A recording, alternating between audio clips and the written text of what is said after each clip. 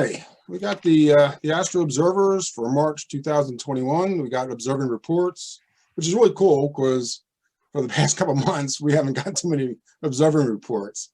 So we were fortunate here in March to get some really good clear nights. And I'm going to start out. I had a couple nights, couple with the 12-inch f4 scope and also with the 22. And this was my beginning of observing session view. It was just a wide field view using the 16mm wide field eyepiece and getting both 2903 and 2916 in the same field of view, which was really cool. Then I looked at 2903 in a little more detail, and it was popping pretty good. Good bar structure and so on. So, but that was my beginning of observing session view. I always like to get something that's bright and easy to find, and that was it. Then also on that same night, in fact, the next couple galaxies I did for Galaxy Log, and the first one is an interesting galaxy. It's NGC 2859.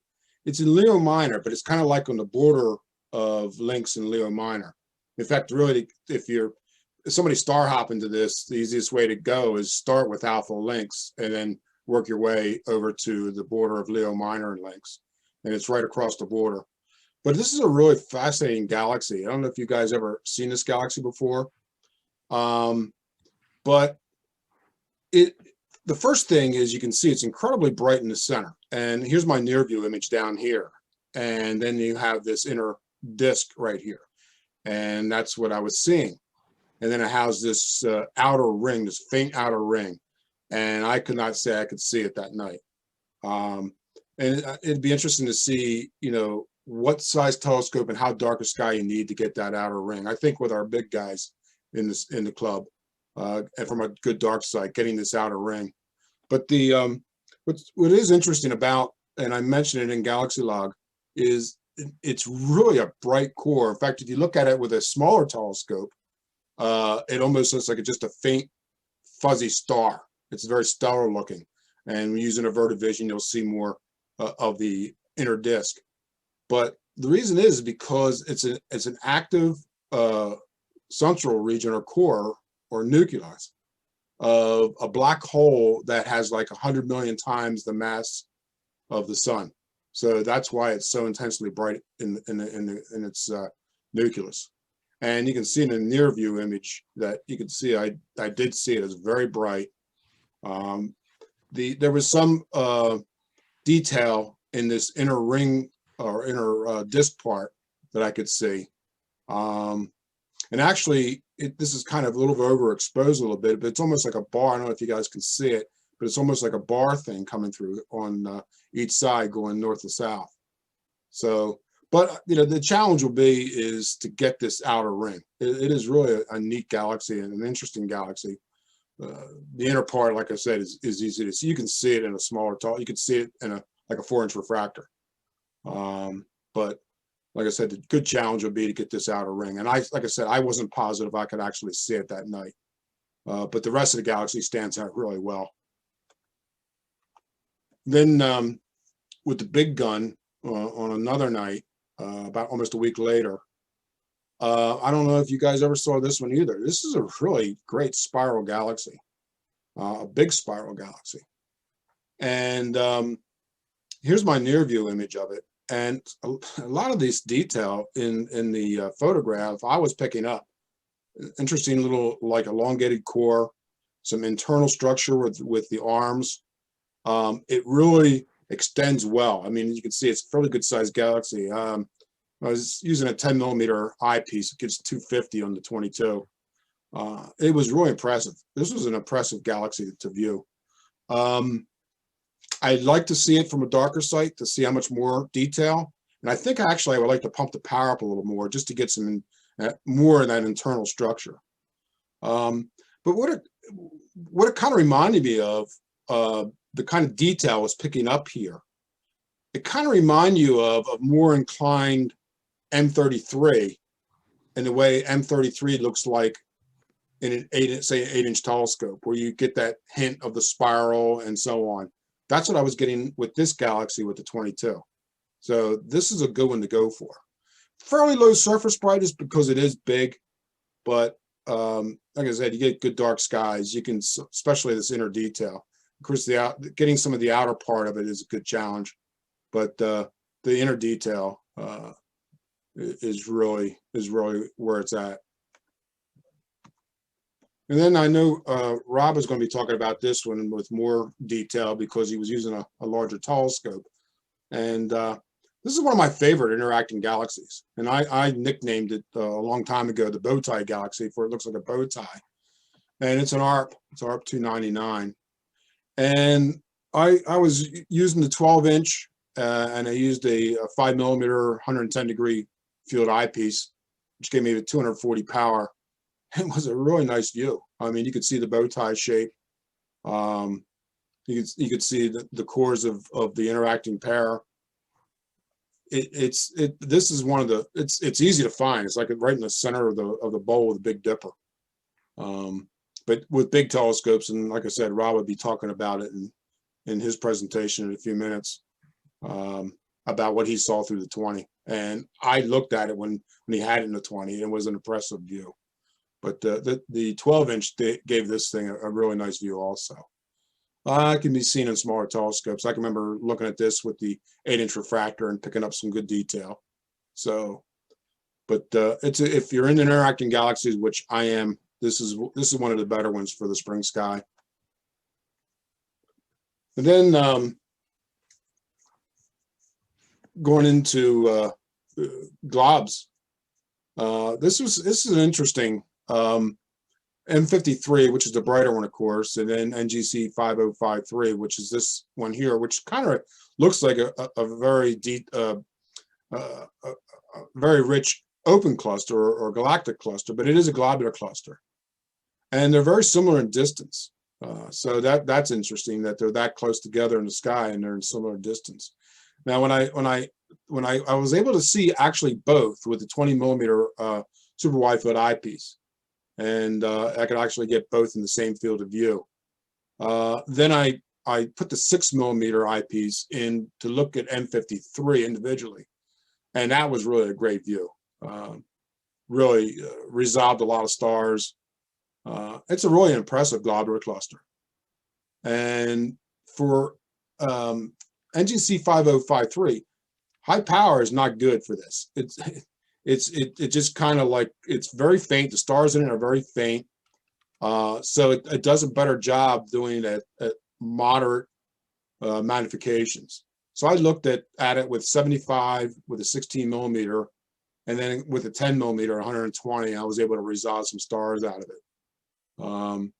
But for smaller than a 12-inch, it's a good challenge, you know, unless you're under really dark skies. But it was pretty neat to see both in the same field of view. And as I said, M53 is a really nice globular cluster. You don't hear much about. Of course, in Coma Berenices, we always, it's all the galaxies that are there, including the Great Edge on. So, but this is a really good globular cluster to go for.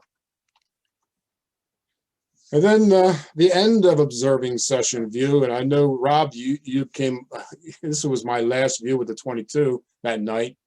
With a 5mm 110-degree field eyepiece at 501 power, and this was really a mind-blowing view of the black eye galaxy M64. I mean, the black eye. Yeah, do you remember that, Rob? I think it might have been maybe the best view I've seen of it. Yeah, it was terrific. Yeah. I mean, seeing detail in the dark lane with the black eye, of course, some spiral structure. It was just, it looked like this. This is my near view image of it, and it looked like this in the eyepiece. It just filled the eyepiece itself.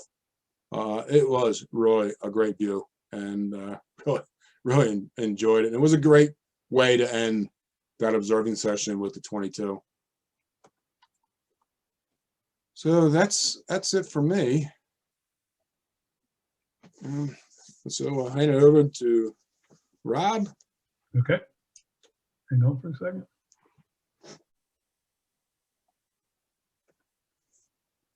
All right, can you see that? Yep. All right. Can you go to full screen? What's that? Can you go to full screen? I'm going to, yep. How's that? Yep. Okay.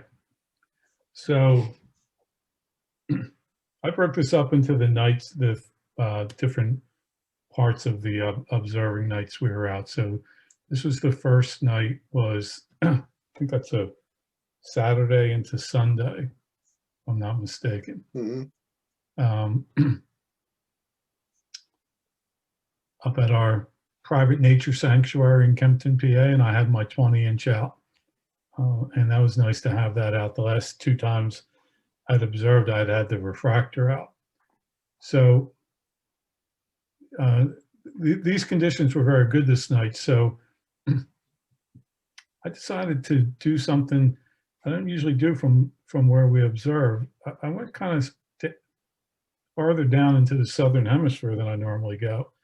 So I started out in sextants and hydra.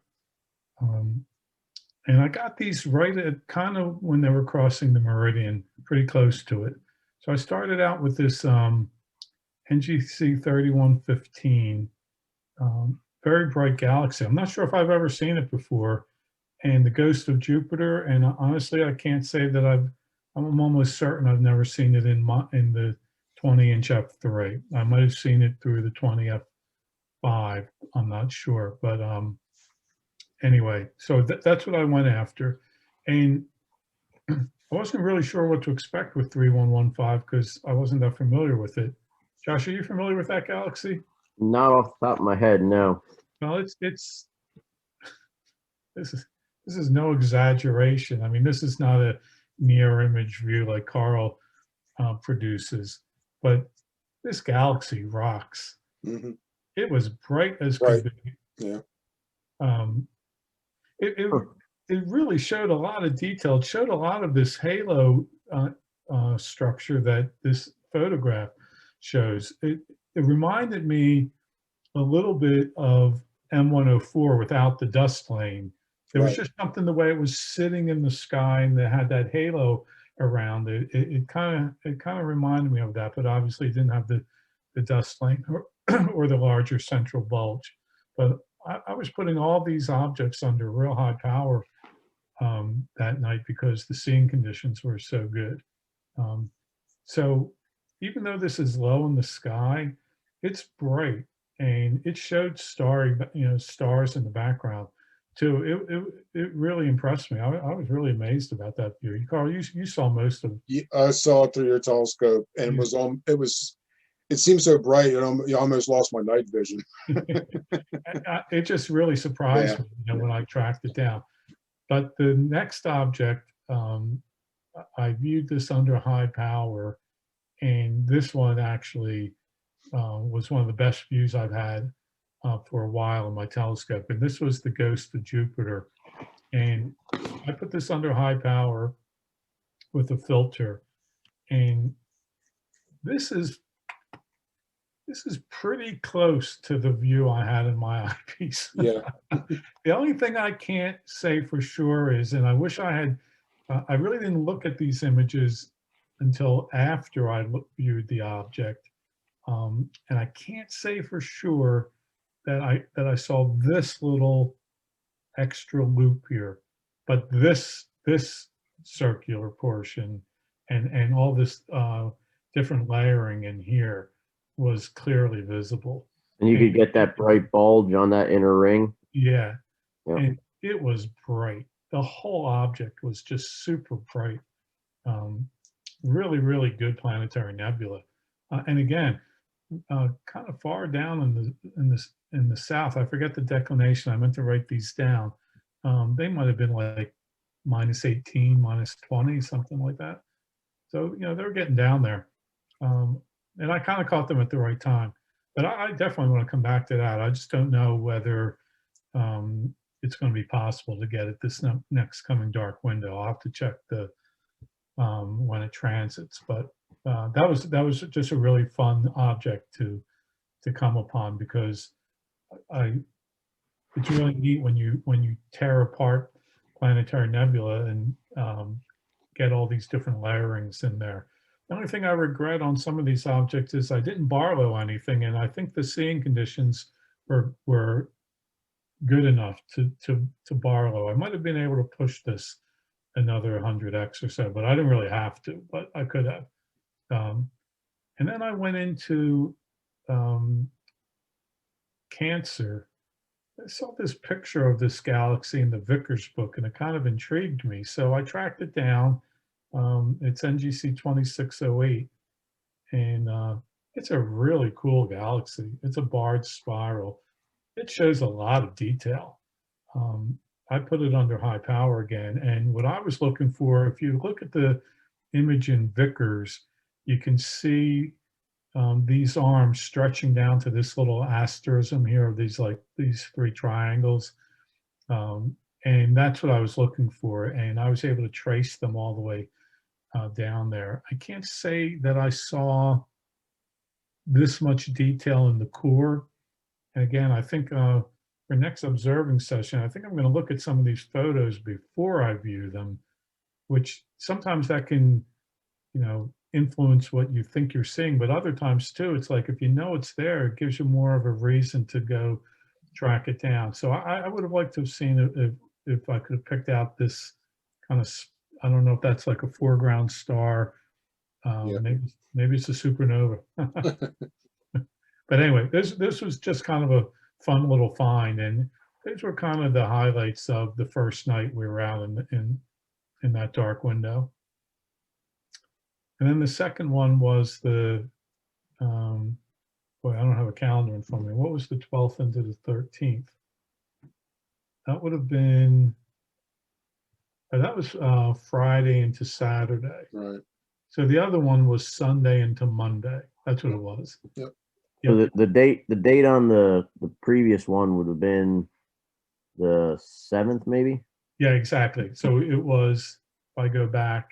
The 4th or the 7th? Hold on.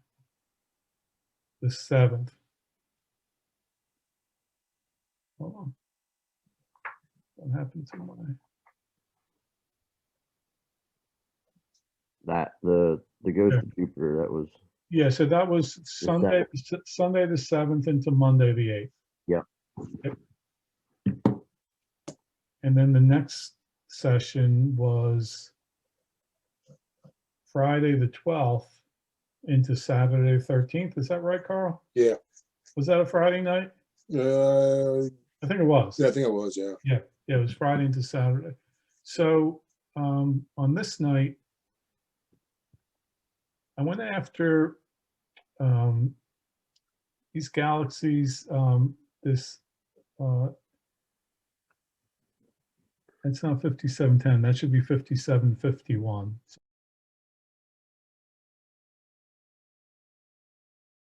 Sorry about that.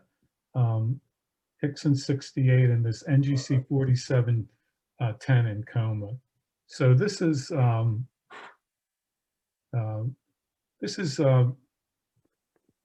NGC 5371. This is a really beautiful face-on spiral. Now, I didn't have all these in the same field of view. This is kind of a composite. So what I had for the first observing session was this Hickson 68. And it's a bright group. I mean, you can get all of them easily, 11th to 13th magnitude. I just kind of like when you can get, it's very rare that you can get a whole Hickson, not rare, but a lot of the Hicksons are really faint, and as I'll show you later on, I kind of struck out on Hickson 56, but this is a really bright group, and it's right nearby is this NGC 5371, which is a beautiful face-on spiral, and it shows a lot of detail. So I put all these, I was working mostly all night on all three observing sessions with the higher power eyepieces and not a lot of wide field of views. But this Hickson 68 is a really cool group to see. And this 5371, like I said, very bright face-on spiral. And this is not a color image, but I believe this star here is a gold star, goldish color star. It makes for a very beautiful contrast. So I'd recommend those. You can see these in a smaller smaller aperture too, Carl. Like your 12 would pick these. Oh yeah. Yeah. Pick these up easily. But this was a nice group. And it was just funny really you bring this one up, Rob. A week after you observed it, I observed it on one of my runs, and I almost included it tonight. I guess we should maybe compare when we do Yeah. this to see who's doing what. So what did you think of the group? Oh, it was neat. Yeah. Very neat. Yeah. Definitely stood out. The thing that really stood out nice about it was the different shapes and sizes. Like it wasn't like I was just observing little nucleuses of light. Like you could see the shapes and the sizes in it. Yeah, and that's interesting you should mention that, because these two little guys here were kind of cool. They were really fainter. So it's a nice contrast between the brighter three down here.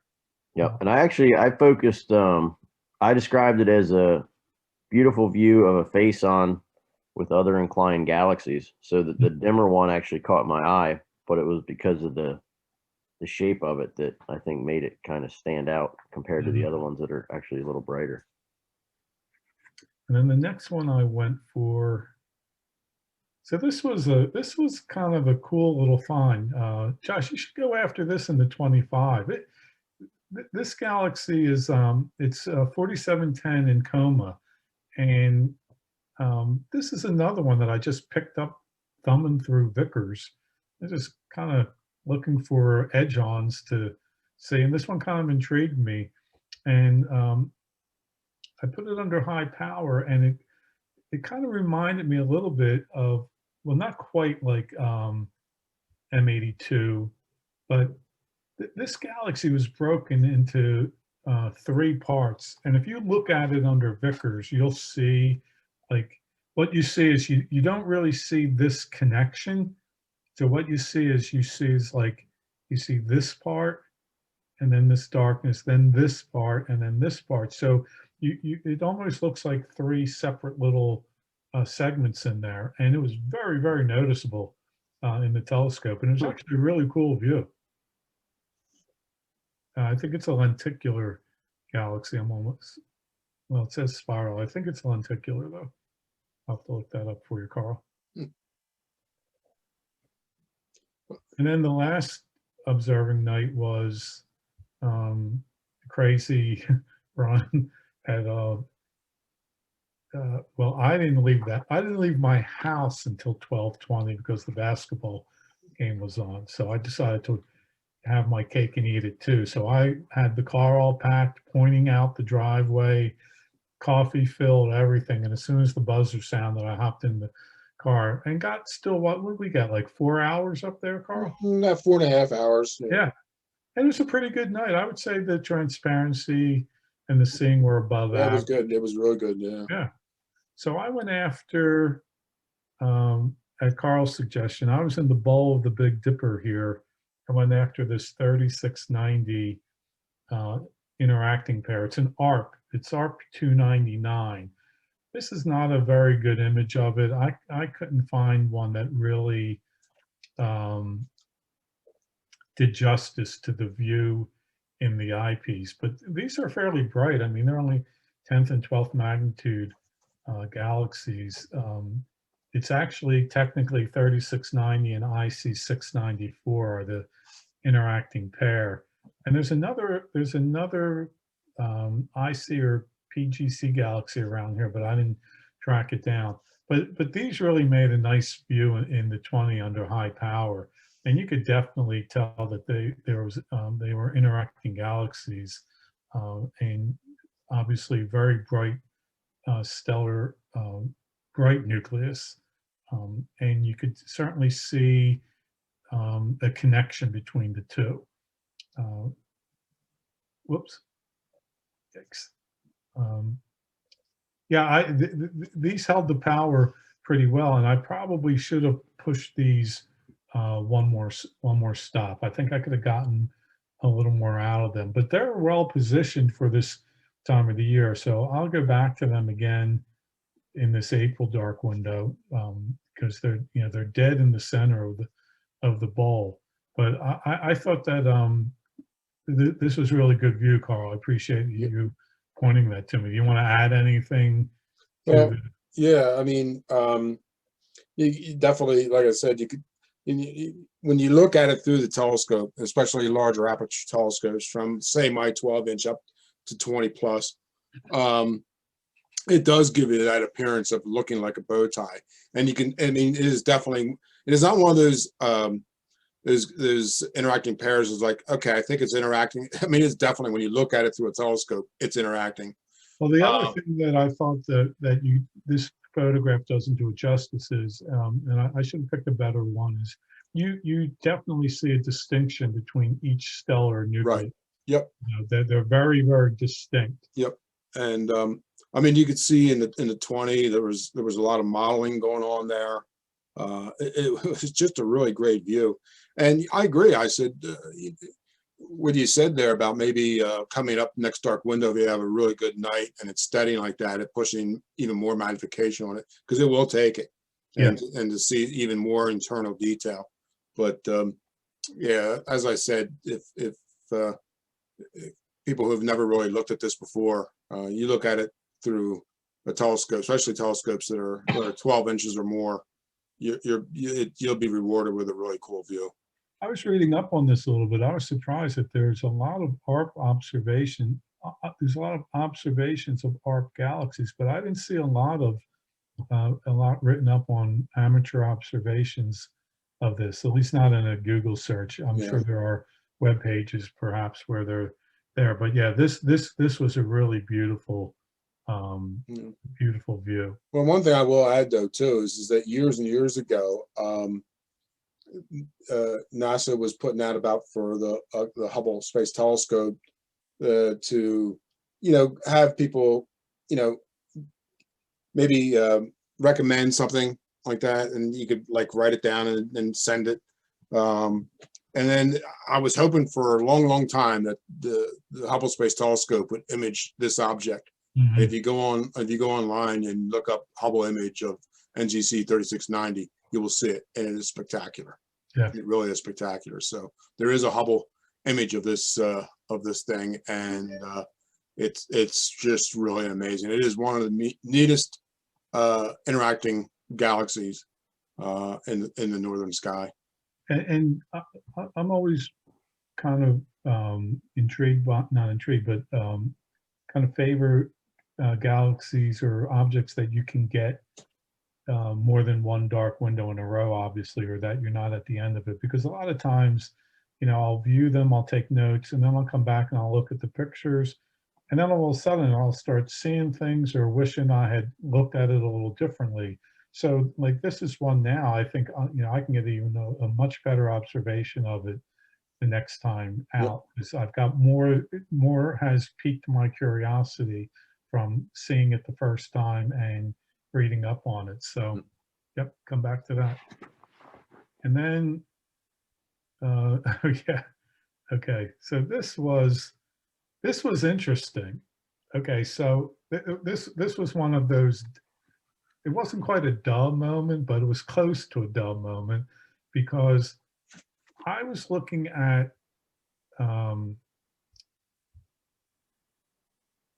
NGC 3718, and I originally had it on my list that I was going to go after Hickson 56 down here.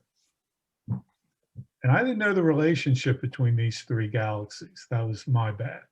So I had Hickson 56 on my list, and then I went to 3718. Rob, yeah, just want to let you know that it's the other way around. 3718 is the larger one. Oh, I'm sorry. That's okay. Okay. Okay, just to let you know. I can flip them around right now if you want. It's up to you. Yeah, you might as well if you want to. Yeah, hang on. I don't know if it's going. Oh, no. I'll have to do it after I exit out of the screen. Yeah, that's fine.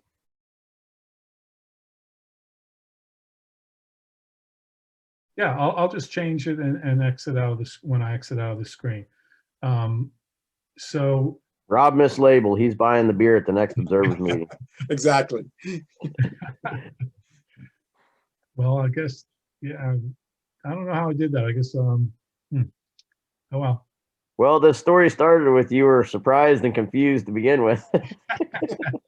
Yes, I'm even more confused now. Well, anyway, so I was looking at these two galaxies, of which this is 3729, this is 3718, and I saw under Uranometria that there was a UGC galaxy right off of 3718. So I thought, oh, that's cool. I'll get this UGC galaxy too. So I kind of, work my way over and I pick up some light over here and I, figure I've got this UGC, I forget which one it is right now. And so Karl comes over and takes a look and he goes, no, that's Hickson 56. And I go, no, it can't be. I mean, I'm looking right on Uranometria.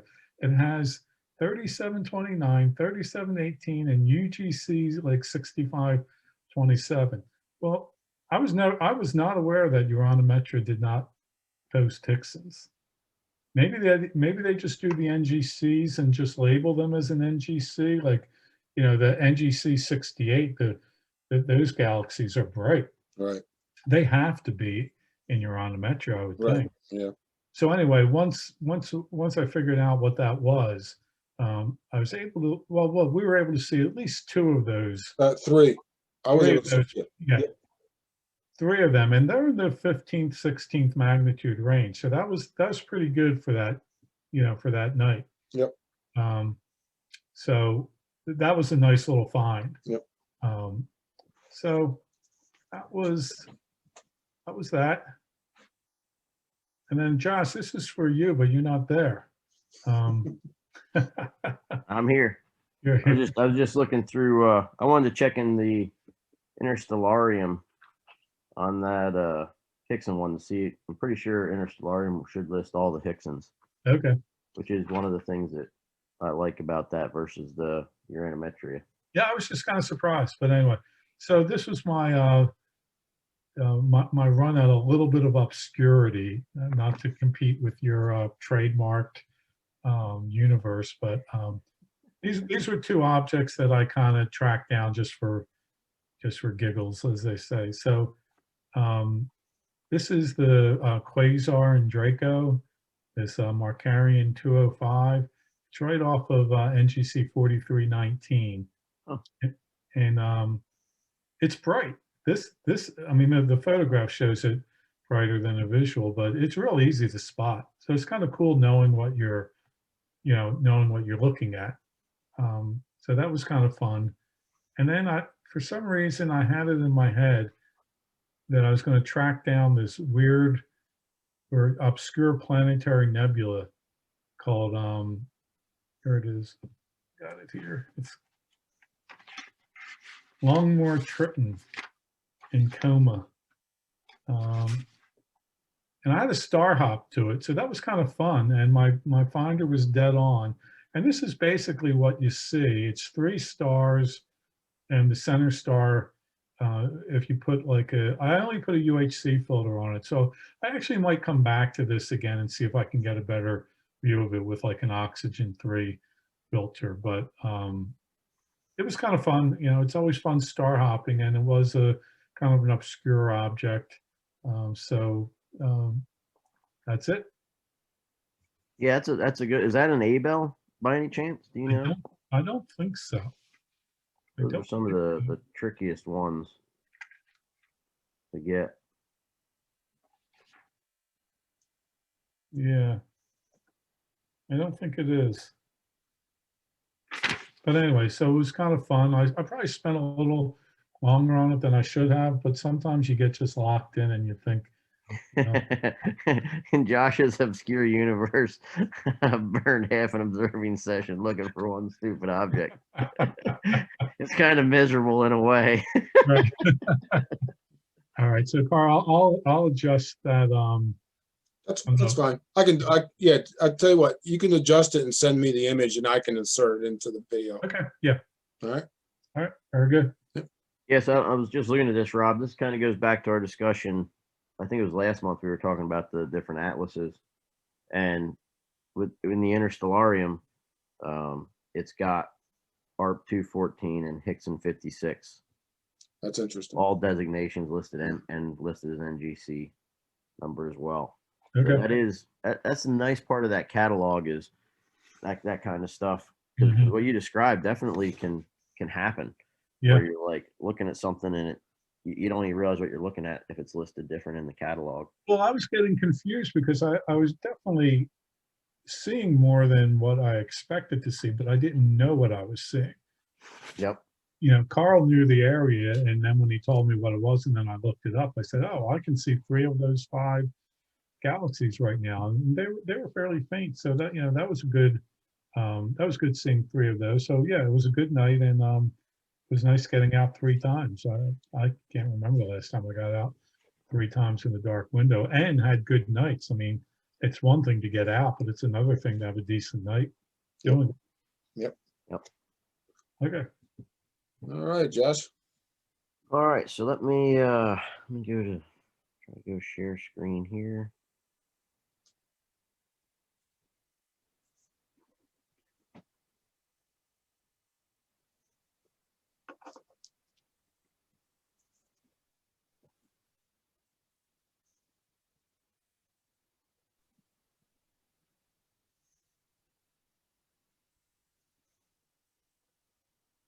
All right, that looking right?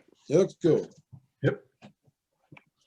All right, so Josh's Obscure Universe.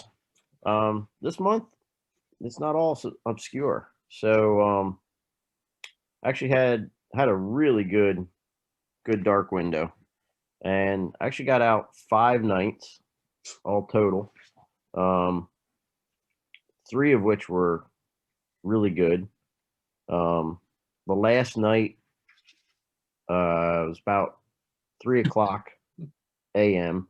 before I really had the moon down and could start observing. It left me about 2.5 hours of observing, and that one, in all honesty, I didn't get a whole lot out of that session because that was preceded by an all-nighter the night before that started late as well.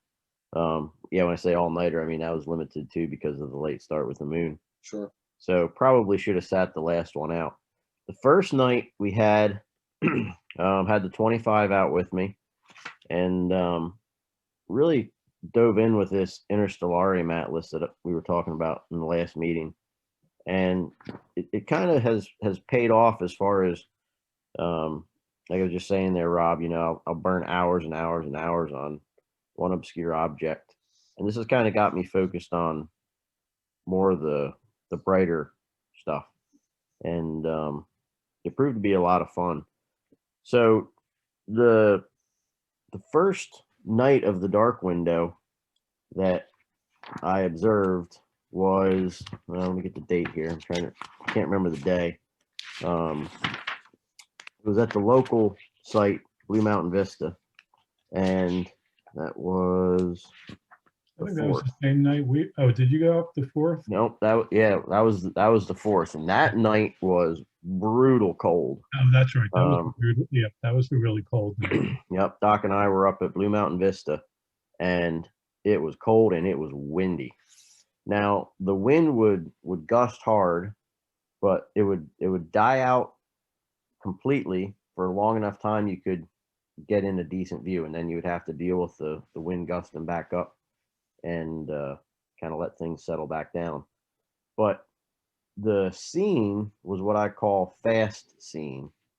When you defocused on a star, you could definitely see there was a lot of turbulence in the upper atmosphere, but it moves so fast that it almost works like a fan scrubbing a boundary layer.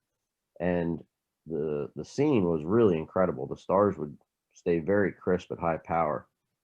So that night worked a lot of different views rapidly, didn't do really any kind of logging, was just enjoying having good conditions in spite of the misery from the cold and the wind. And we went all the way till moonrise, and it was worth it. It was one of those nights where if the conditions had been any less than what they were, we probably would have packed up and not kept going. But the skies were so good, it warranted continuing with the views. And I got a view of this galaxy that evening, and it was a really good view. So I actually went back and revisited it later on in the dark window from Estate Game Lands up near Ricketts Glen State Park. And the view up there was just really spectacular. That dark background let me put lower power on this. And what really popped out was the color of the two stars next to this NGC 4011. Bright blue and bright orangish yellow. Similar in color difference to what you see in Albireo. And it was just a captivating view. To get the two colorful stars with that bright edge on galaxy. You can see there's other galaxies there around it if you wanted to like work more galaxies in that immediate area. But this view here was just very aesthetically, classically beautiful. It was just right up the alley of a visual astronomer. I would definitely recommend putting that one on the list. And if you got a guy that you know that's a diehard double star guy and you want to get him to look at galaxies, that might be a way to do it. Actually, I don't know if that star is a true double or not. I didn't bother to look into that, but aesthetically, very, very beautiful view. So worth a look. The other edge on that was captivating was 4256 in Draco. What was nice about this is the two galaxies around it, at higher power, each one of these kind of shows its shape and dimension. You get a little bit of the hook on 4332. 4210 just gives you that nice round face on view, and then 4256 is very pronounced as an edge on. But if you move out of the higher power where you're seeing the individual structures and go with, for me, I was running a 21 ethos, you can get all three of these. And it's just kind of neat to see the two smaller galaxies bracketing the bigger one. The shape and size, it's neat. Like I said, a lot of times when I'm working the eyepiece looking for more obscure stuff, I'm happy to have, you know, a fuzzy, like you see a fuzzy and like, ah, cool, I observed it. But here it's neat to observe the different shape and dimensions and sizes of things. So this is a good view in Draco. It gets high in the sky this time of year. And Josh, is that a double star up in the upper right, or is that a galaxy under that star? I think that's just aberration. To be honest with you, I didn't. An artifact or something like that. Yeah, I think it's just an artifact. I certainly don't. I didn't confirm any observation around that Okay. that I recall or noted. Mhm. And then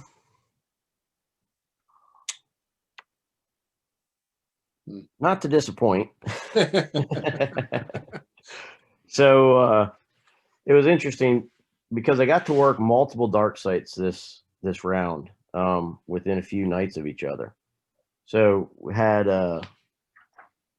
first night was Blue Mountain Vista, the cold and windy night, and that gave good views. But about the deepest I could go on that evening. Let me look here. I had that written down. I think it was 16.1. And normally I top out at Blue Mountain Vista around 15.5.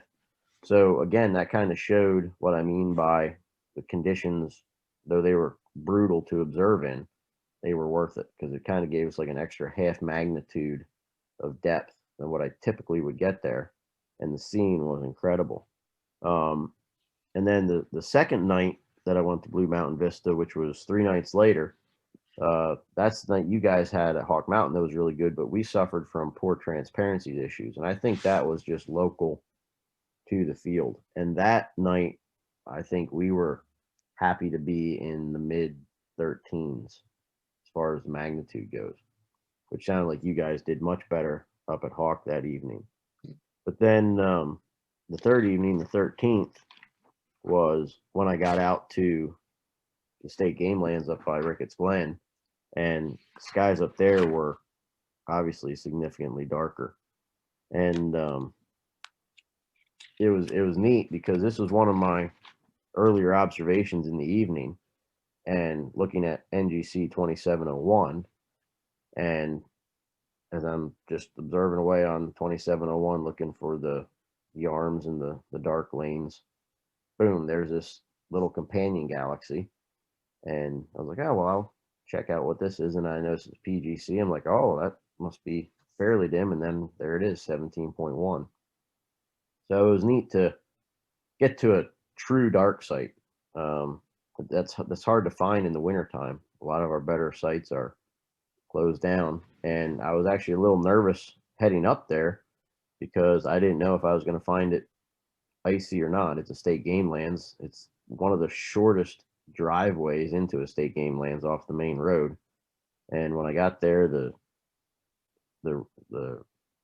road was obviously clear, but the road into the state game lands had 2 sections of snow on it, packed down like an icy snow, that were, one was probably about 60 foot long, the other was about 40 foot long.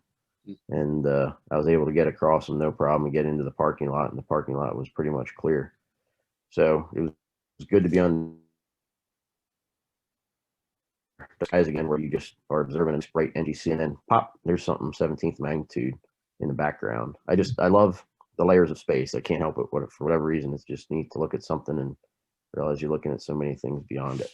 So it was I think it was a total of 66 objects observed over the 5 different nights. And this night up at Ricketts Glen proved to be the most enjoyable, as far as being able to just really have that nice black background and the good contrast. So when you're looking at 2701, got to look for the background guy, and that'll complete the view. So yeah, that's all I got for tonight, was those 3 objects. But yeah, really good dark window. Yeah. And Okay. I'm finally settling into an observing protocol that I like, using that interstellarium, where I'm just gonna work across the page, mark the objects as I observe them, and the views like NGC 4111, just put them down on a list of showpiece objects for that constellation. Right. And I was going to ask you, but 2701, what kind of detail were you picking up on that? it's similar to what you can see in the picture here. Oh, neat. Like you could see, like you had like an arm. You could see Right. like there was some dark mottled regions.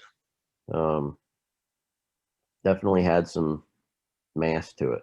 Right. Now, Looks like, it wasn't super bright. I actually don't even know what the magnitude on that was, yeah. on what that magnitude is. Mhm. But yeah, it stood out nice. You could definitely see the shape and structure to it. Yeah, it's a neat looking little galaxy, it looks like. Yeah. Yep. All right. Hey Josh, is that interstellarium? Is that a field atlas? Yes, I have the field edition. So is that like laminated? It's actually like a plasticized paper, so it's not laminated, but it'll hold up to moisture and do pretty good. Okay. Now, I always use it in my trailer, so it's never really gotten a dew bath, Right. but I think it would hold up fairly decent. Okay. I check it out. suppose if I was using it exposed, like out on a table, and planning to use it for years to come, I would probably have some kind of covering for it. Mhm. But I think it would hold up pretty good to the moisture. And does Like it lay flat, or does it have a spine? It has the spiral, Okay. the wound Yeah. wire spiral. Mhm. So it actually, like if you only have like the first few pages open, it tends to want to kind of halfway close up. But once you get you know, 10 or 12 charts opened up, it lays flat. Yeah, that's how my Vickers is, and my Vickers is falling apart right now. Yeah. All the spiral clips have just popped, but I'm thinking of just popping those off and put it in like a 3-ring binder or something. Right. Yep. Yep. So, yep, that's it for those are my 3 highlights from. I mean, there were many more. These are the ones I obviously throw. I think it's funny that I was so close to doing Hickson 68, but I was like, nah, I'm gonna stick with some of the brighter edge-ons. Yeah, it was a great dark window. Yeah, it was. It was. Yeah. So. Yeah, I'm gonna have to. Last night, I think, was more or less to say I did it. Well, I got up. I was there going to and- ask you, did you fall asleep at the eyepiece? No, but it was the eye fatigue was noticeable.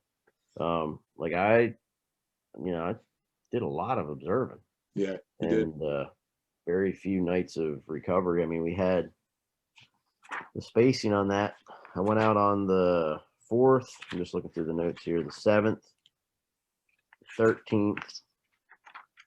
Then I did 19 and 20 were back to back at the end of the session. And like I said, the one on the 20th, it was about 3 o'clock till the moon was down and I got my first view. Yeah. So it was those late in the dark window runs are They're pretty killers. rough. Yeah, they are. Pretty rough. But I had the weekend to work with, so I was like, all right, Yeah, that's, sleep in. yeah, yeah. Well, hopefully, here in April coming up, we'll at least have similar opportunities to get out and go darker and deeper. And now that at least the warmer weather should be coming in, so just cross our fingers. April can be hit and miss. You never know with April, so we'll see. Are you guys thinking West Virginia at all? Maybe, yeah, maybe. I would like to get down there like that. So I obviously, really had my yeah, heart set on going down to New Mexico or Arizona, Texas, something like that. But that's kind of fallen through on my end. Some of Right. the moving parts I had on that aren't moving in the right direction. right. So I'm still kind of half-heartedly hoping it comes together, but realistically, I don't think it will. So I think I'm going to shoot for West Virginia, but I'm also just going to kind of aim for grab the light pollution map and Go. overlay the weather map and Right. see where the two come together within Yeah. a 16-hour drive. Right. Well, Well, how about like is High Knob clear? Would be clear now, right? What's that? High Knob would be doable now, right? Yeah, I'm thinking by now they're going to be Yeah. thought out up there. Yeah, based on what I saw at the state game lands up by Ricketts Glen, I'm sure High Knob's thought out by now. Yeah, because I mean, I could be talked into a run up to High Knob, especially a midweek day run. Yep. all righty. Well, that's it for the March 2021. Yeah, for the Astro Observers, and like I said, hopefully April will give us what March did. Take care, guys.